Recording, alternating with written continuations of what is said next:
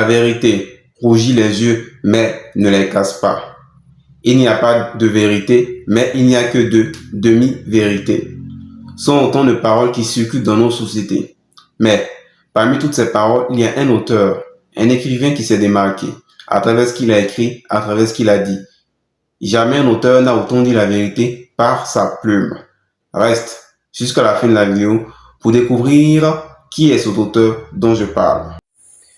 Amadou Kourouma est l'un de ces nombreux auteurs africains qui se sont distingués juste après les indépendances.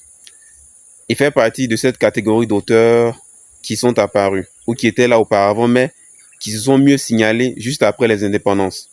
En 1970 précisément, sort son roman Les Soleils des indépendances. Le roman qui, à sa sortie, a vraiment tout changé, a vraiment montré ce dont il était question. Dans le roman, nous avons Fama, digne fils et héritier de la famille royale d'Umbuya. Nous sommes de la monarchie et nous passons à la démocratie. Ce passage fut brutal, au point où les nouveaux boss, les nouveaux riches, les hommes politiques ayant embrassé de nouveau la démocratie au détriment de la monarchie, Fama se retrouve délaissé, abandonné. Et ces nouveaux juges du pouvoir s'accaparent alors de tout. Tout leur appartient et les choses sont pensées selon leurs idéologies. Fama est alors mis aux oubliettes, son passé glorieux finit par ne plus le rattraper.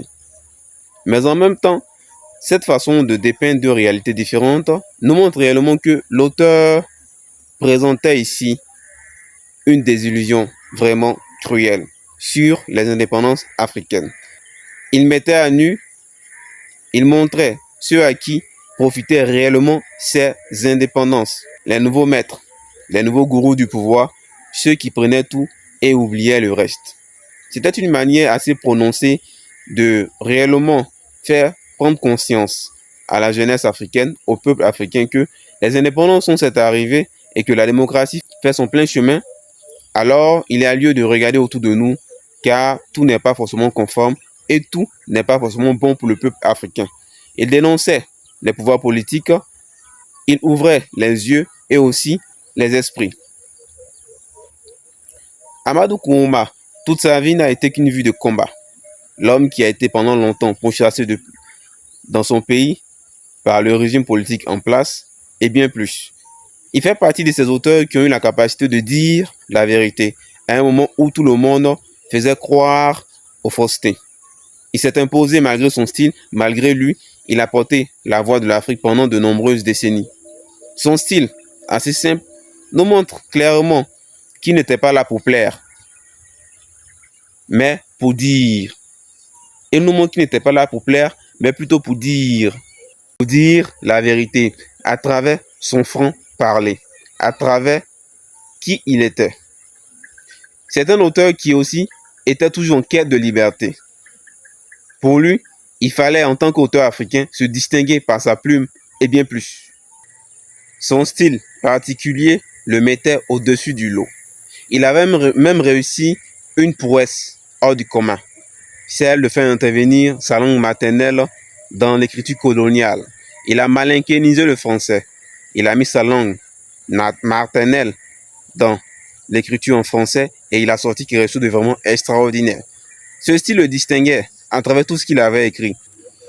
Dans toutes ses œuvres, il a dû faire intervenir ce style particulier, que ce soit les soleils des indépendances, Allah n'est pas obligé, quand on refuse, on dit non, monnaie, outrage et défi, et bien plus.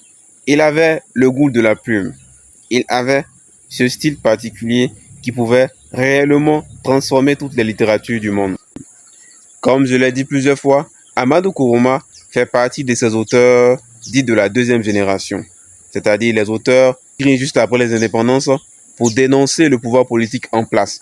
Ces auteurs étaient nombreux. Nous avions les Alioum Fantouré, Tierno Monenambo, Soni Laboutansi et bien plus.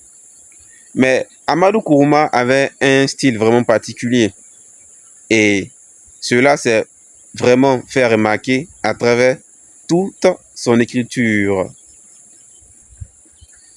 Et nous invitait surtout à vraiment se positionner ou encore à questionner la démocratie dans laquelle nous nous invitions en quittant la colonisation pour aboutir à la démocratie, régime qui était d'alors déjà connu chez le colon, il fallait surtout se questionner au bon endroit et au bon moment. Ferons-nous de bonnes démocraties ou serons-nous des démocraties toujours à la solde d'eux? C'est à ces questions qu'il essayait de répondre. Et son combat a été noble à travers sa plume.